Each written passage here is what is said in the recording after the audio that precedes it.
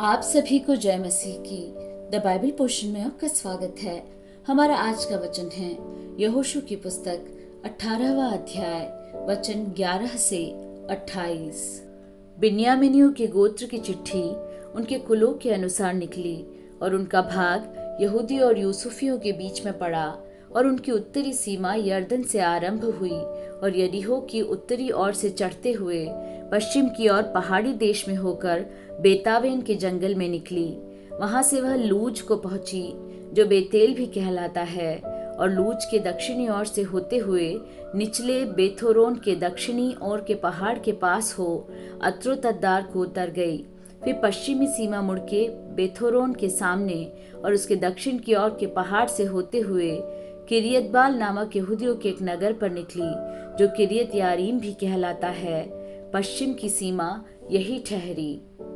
फिर दक्षिण की ओर की सीमा पश्चिम से आरंभ होकर किरियत यारीम के सिरे से निकलकर नेप्तोह के सोते पर पहुंची और उस पहाड़ के सिरे पर उतरी जो हिन्नोम के पुत्र की तराई के सामने और अपाइम नामक तराई के उत्तरी ओर है। वहां से वह हिन्नोम की तराई में अर्थात यबूस के दक्षिणी ओर होकर एनरोगेल को उतरी। वहां से वह उत्तर की ओर मुड़कर एन शेमेश को निकलकर उस गलीलोत की ओर गई जो अद्दुमीम की चढ़ाई के सामने है। फिर वहां से यह रूबेन के पुत्र बोहन के पत्थर तक उतर गई। वहां से वह उत्तर की ओर जाकर अराबा के सामने के पहाड़ की ओर से होते हुए अराबो को उतरी। वहां से वह सीमा बेथोगला के उत्तरी ओर से जाकर खारे ताल के उत्तर ओर के कोल में यरदन के मुहाने पर निकली। दक्षिण की सीमा यही ठहरी और पूर्व की ओर की सीमा यरदन ही ठहरी। बिन्यामीनियों का भाग चारों ओर की सीमाओं सहित उनके कुलों के अनुसार यही ठहरा।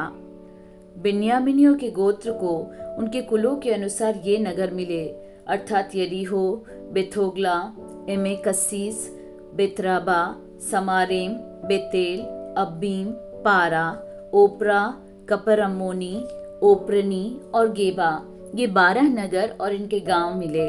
फिर गिबोन, रामा, बेरोत, मिस्पे, कपीरा, मोसा, रेकेम, यिर्पेल, तरला, सेला, एलेप, यबूस जो यरूशलेम भी कहलाता है, गिबत और किरियत, ये 14 नगर और इनके गांव उन्हें मिले। बिन्यामीनियों का भाग उनके कुलों के अनुसार यही ठहरा।